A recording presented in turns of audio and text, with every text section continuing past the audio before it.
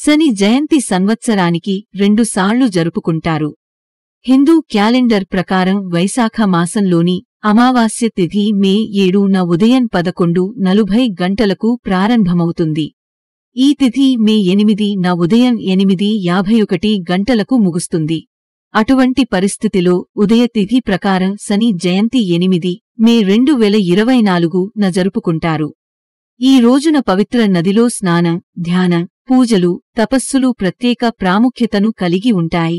శనిదేవుని ఆరాధించడం ద్వారా శని మహాదశ నుండి ఉపశమనం పొంది జీవితంలో సుఖ సంతోషాలు లభిస్తాయి. వేద క్యాలెండర్ ప్రకారం ఈసారి జ్యేష్ఠ మాసంలోని కృష్ణపక్ష అమావాస్య తిథి జూన్ 5 బుధవారం సాయంత్రం 7:54 గంటలకు ప్రారంభమవుతుంది.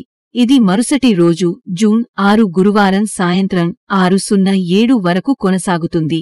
అటువంటి పరిస్థితిలో ఉదయ తిథి ఆధారంగా జ్యేష్ఠ అమావాస్య శని జయంతి 6 జూన్ 2024న జరుపుకుంటారు.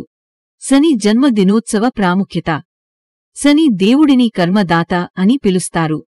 ఎవరి జాతకంలోనైనా శని దోషం ఉన్నట్లయితే లేదా జాతకంలో శని స్థానం బలహీనంగా ఉన్నట్లయితే శని జయంతి రోజున ఉపవాసం ఉండి ఆచారాల ప్రకారం శని దేవుడిని పూజించాలి. పూజ తర్వాత శని దేవుడికి ఆవాల నూనె, నల్ల నువ్వులు, నీలిరంగు పువ్వులు, శమి ఆకులు, నల్లగుడ్డ, మినపపప్పు మొదలైనవి సమర్పించండి.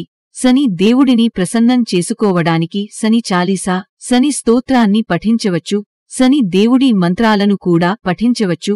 శని జయంతి నాడు ఎలా పూజించాలి? శని జయంతి పూజ విధానం. శని జయంతి రోజున బ్రహ్మ ముహూర్తంలో నిద్రలేచి స్నానం చేసి శుభ్రమైన దుస్తులు ధరించాలి. తర్వాత ఒక పీఠాన్ని ఏర్పాటు చేసి శుభ్రమైన నలుపు రంగు వస్త్రాన్ని పరిచి శనీశ్వరుడి విగ్రహాన్ని ప్రతిష్ఠించండి. శని దేవుడి విగ్రహానికి పంచామృతంతో అభిషేకం చేయండి. తర్వాత సుగంధ ద్రవ్యాలు, పూలు, ధూపం, దీపం మొదలైన వాటిని సమర్పించి ఆవనూనె దీపం వెలిగించి హారతినివ్వండి.